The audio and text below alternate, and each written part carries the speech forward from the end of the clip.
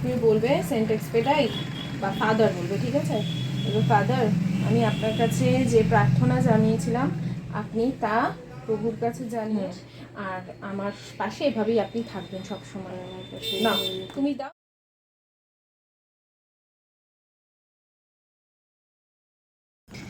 আমি যখন যেমনভাবে ঠাকুরকে বা ঈশ্বরকে পেয়েছি, আমি তোমাদের কাছে সেই সমস্তটুকু শেয়ার করবার চেষ্টা করেছি। এই যে সেন্ট এক্সপেডাইটের কথা, আমি কিন্তু আমার এক সাবস্ক্রাইবার মারফত, সমৃতা, যার নাম আমি বারবার কেন বলি জানো তো, এটাই হচ্ছে সেন্ট এক্সপেডাইটের নিয়ম। তুমি যেখান থেকে জানছো সেটা বলা, এবং তুমি যে তার ব্যাপারে জেনেছো বা তোমার প্রার্থনা মঞ্জুর হয়েছে সেটা সকল মানুষের কাছে জানানো। আমার কাছে একটা প্ল্যাটফর্ম আছে যে আমি এত মানুষকে জানাতে পারি। তো তুমি যেখান থেকেই জানবে বা যেই সোর্স থেকেই জানবে তার প্রতিও গ্র্যাটিটিউড থাকা খুব প্রয়োজন।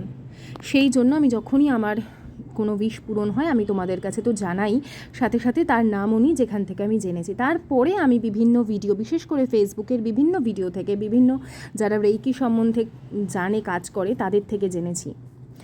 তো এখানে আমার নিজস্ব কোনো ব্যাপার নেই। তোমাদের যদি কোনো কোয়েশ্চেন থাকে তোমরা কিন্তু বিভিন্ন ভিডিও থেকে জেনে যাবে, ভিডিওরও দরকার নেই, গুগল করলেই জেনে যাবে যে কী করতে হয়, ব্যাস তাহলেই যথেষ্ট, তোমরা গুগলেই পেয়ে যাবে।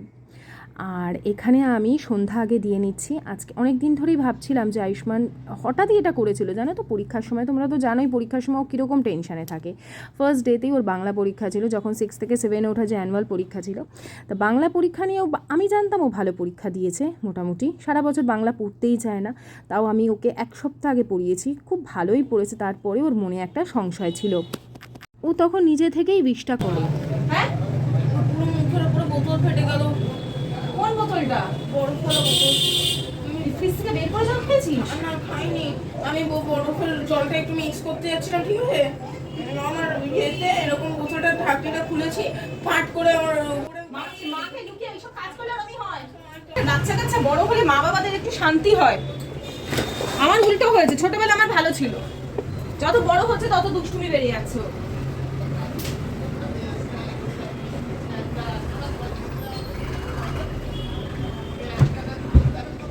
ঠান্ডাটা মুখে দিবি না কিন্তু। ওই স্কুলে ঠান্ডা জল দিই বলে এখন না ও সব সময় ঠান্ডা জল খাওয়া শিখেছে, জানো তো। এমনিই ও টনসিলের ধাঁচ, তার উপরে আমি কোনো কাজে ব্যস্ত থাকলে এই সমস্ত উৎকট কাজগুলো করে।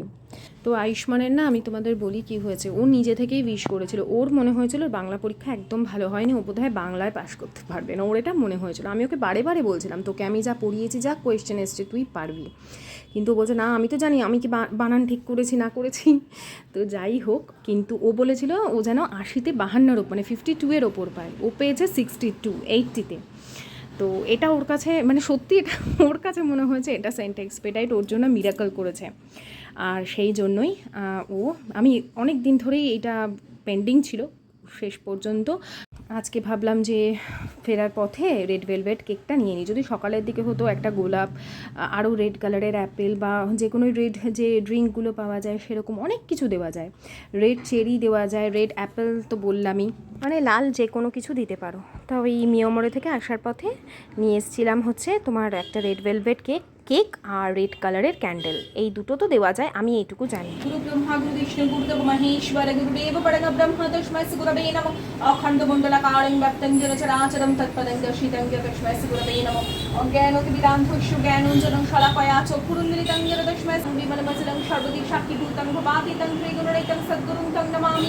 ওম সর্বসুলতনং গজেন্দ্রবদনং লম্বোদরং সুন্দরং প্রশান্তং মদগন্ধলুপ্তমধুপবাললবণ্ডস্থলং নন্দাখাধু বিদরিতাড়ি রুধুরে সিন্ধুর শোভাকরং বন্দে শৈলসুতাশুতাঙ্গরপতিং সিদ্ধিপ্রদং কামদম দেবেন্দ্র বলিমন্তাড়মকরন্দকনারুণা বিজ্ঞানহরস্তু হেরম বসকি সবারি अंधन को आँख देत कोड़ित को काया पांचन को पुत्र देत निर्धन को माया फल चढ़े फल चढ़े। তো আমার প্রত্যেক দিনের সন্ধ্যা যেরকমভাবে দিই তোমাদের সাথে সেটাও একটু শেয়ার করলাম।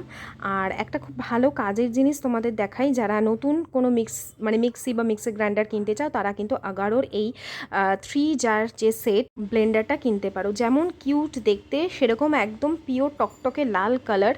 আজকে সবই যেহেতু রেড কালারের পবিত্র জিনিস তাই এটাই তোমাদেরকে আরও ভালো করে দেখালাম। তো আগারোর এই ব্লেন্ডারের লিঙ্ক আমি ডেসক্রিপশন বক্সে দিয়ে দিচ্ছি, তোমরা কিনতে পারো। এটা দিয়ে তোমরা জুসার, তারপরে যে কোনো মশলা গুঁড়ো করা, পেস্ট করা সব বানাতে পারবে। আর এরপরে সন্ধ্যাবাতি ওদিকে তো আমার দেওয়া হয়ে গেছে, তার সাথে সাথে তুলসী গাছে আমি একটা ধূপকাঠি প্রত্যেক দিন সন্ধ্যাবেলা জ্বালাই, সেটাও জ্বালিয়ে দিলাম। এই সময় খুব সুন্দর হাওয়া দিচ্ছিল।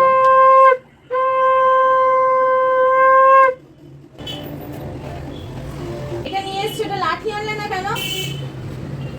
এটা লাঠি দিয়ে এখানটা বেঁধে দিতে বাইরে দিয়ে।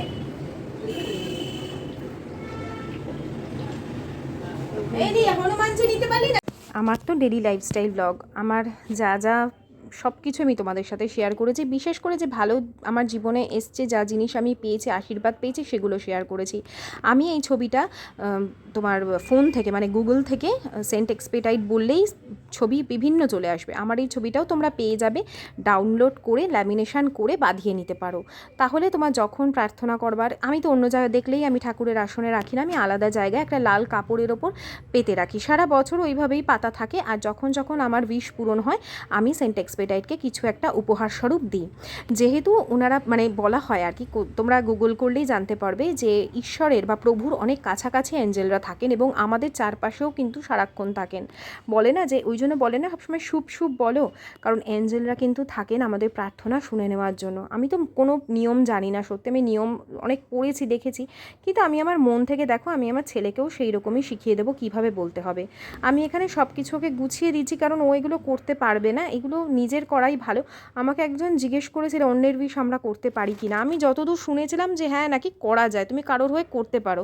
ধরো কারোর চাকরির জন্য তুমি উইশ করলে বা কারোর, তবে হ্যাঁ একটা কথাই বলবো, কারোর থেকে কিছু কেড়ে নিয়ে কিন্তু কিছু হয় না। হ্যাঁ, কোনো খারাপ উইশ কিন্তু কখনোই, বা যেটা তোমার নয় সেই উইশ কিন্তু কখনোই পূরণ হবে না।